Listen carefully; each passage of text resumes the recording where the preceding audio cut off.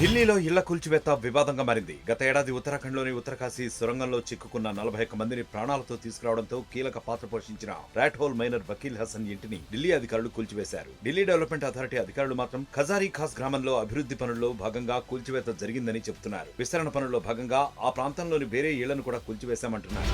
గత ఏడాది నవంబర్లో ఉత్తరకాశీలోని సొరంగంలో చిక్కుకున్న 41 మంది కార్మికులను రక్షించే ఆపరేషన్లో పాల్గొన్నారు వకీల్ హసన్. ర్యాట్ హోల్ మైనర్ల బృందంతో కలిసి 17 రోజుల పాటు తన ప్రాణాలను పణంగా పెట్టి కష్టపడ్డారాయన. ర్యాట్ హోల్ మైనింగ్ బృందంలోని హసన్ తో పాటు మరో 5 సభ్యులు ఖజారీఖాస్ లోనే నివసిస్తున్నారు. మిగిలిన వారు ఉత్తరప్రదేశ్ లోని బులంద్ షహర్ కు చెందినవారు. ఉత్తరాఖండ్ లో నిర్మాణంలో ఉన్న సిల్క్వారా సొరంగంలో చిక్కుకున్న వారిని బయటకు తీసుకురావడంలో వీరు పాటించిన ప్రత్యేక మైనింగ్ పద్ధతులు కీలక పాత్ర పోషించాయి. కార్మికుల్ని రక్షించాక ప్రభుత్వం వారిని ఆకాశానికెత్తింది. ఇంటికి వచ్చాక స్థానికులు ఘన స్వాగతం పలికారు. అయితే తాజాగా ఢిల్లీలోని ఖజారీఖాస్ ప్రాంతంలో ఉన్న ఆయన ఇంటిని ఢిల్లీ డెవలప్మెంట్ అథారిటీ కూల్చేసింది. ఈ ఇల్లు నిర్మించిన భూమి ప్రభుత్వానిదని డీడీఏ చెబుతూ ఉండగా తనకు ఎటువంటి నోటీసు రాలేదని హసన్ అంటున్నారు.